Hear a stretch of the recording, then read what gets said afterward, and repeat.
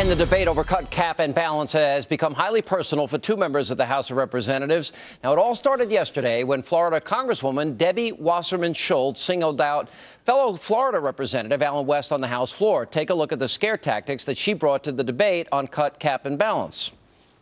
Incredulously, the gentleman from Florida, who represents thousands of Medicare beneficiaries, as do I, is supportive of this plan that would increase costs for Medicare beneficiaries. Unbelievable from a member from South Florida. Now, Colonel West, he did not take that sitting down. In an email message to Wasserman Schultz, he wrote, quote, "You are the most vile, unprofessional, and despicable member of the U.S. House of Representatives. You have proven repeatedly that you are not a lady, therefore shall not be afforded due respect from me." And breaking tonight, there is widespread confusion over whether or not Congressman Allen West has issued an apology to Schultz. Now, the Huffington Post says that he did, but both representatives are denying that report. Now, one thing is clear. Scare tactics are par for the course for the Democratic Party. It was just months ago that a liberal group ran this ad depicting a Paul Ryan lookalike running poor old grandma off a cliff. And joining me with reaction is the author of the #1 New York Times bestseller, Culture of Corruption. Michelle Malkin is here.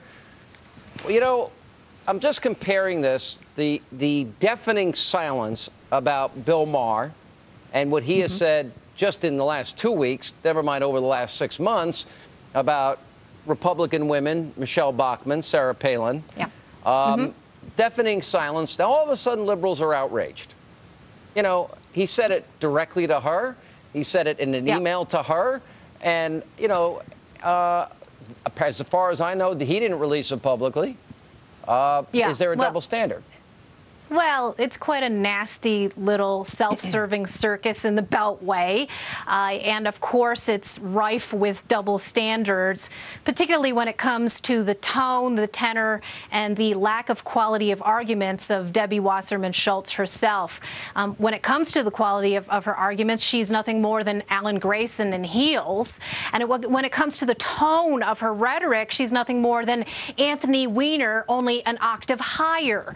This is a woman who was just recently accusing the Republican Party of sending America back to the Jim Crow era, and you didn't hear all the civility police demanding that she ratchet down her rhetoric and make America's children proud. Remember that it was just mere months ago that President Obama was wagging his finger at all of us and asking us to make sure that we were making future generations proud with the quality and tone of our debate. So, look, everybody's raising money off of this now, and honestly, Sean, I don't care who apologized to who and what and how this all came out, because ultimately what this is just another convenient distraction from the lack of any democratic plan on how to solve these intractable entitlement But I think it goes a little. I think it goes a little bit. Hang on, my flag just got messed up. There we go. I just fixed it. Oops. I think it goes a little bit deeper than that in this sense. You know, when people lie about you, like when the Ryan plan came out, the president, in front of Paul Ryan, Republicans want old people, kids with autism and Down syndrome to fend for themselves. That was a lie. What the president is doing now by scaring seniors about the debt ceiling deadline is not true. What the Democrats are saying is not true. It's a lie. And I guess there comes a point when people are telling, you know, these bald-faced lies about you, that it angers you. There seems to be nobody in the media calls them out on it. Republicans react. Maybe Colonel West, maybe he went too far here. I'll let him decide that.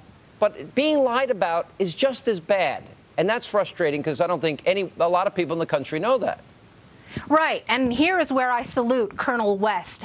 It's in his instinctual desire to push back when so few have pushed back before. And that is why he has garnered the respect of so many in the Tea Party movement. It's why he earned public office in this last sweep, because he embodies this sense of disgust among ordinary, average, grassroots Americans, and not just conservatives, that you're not just going to stand for being lied about incessantly. And it's the demagoguery in particular with this very important issue. All right, let me ask you this. Look, Because I'm running out of time, and I want you to respond to something. Now, we mentioned earlier that Joe Biden, Barack Obama, both on record in 2006 saying, no, we can't raise the debt ceiling. We can't do that. Yeah.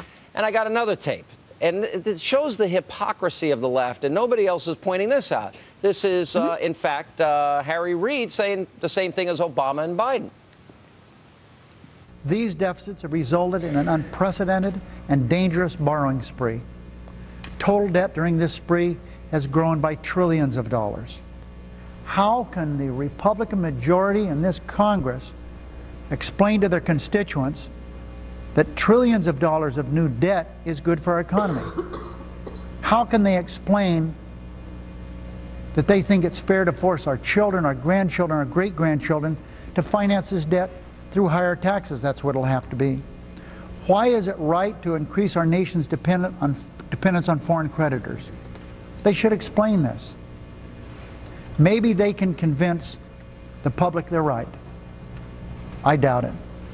Calling them hacks and hypocrites accurate?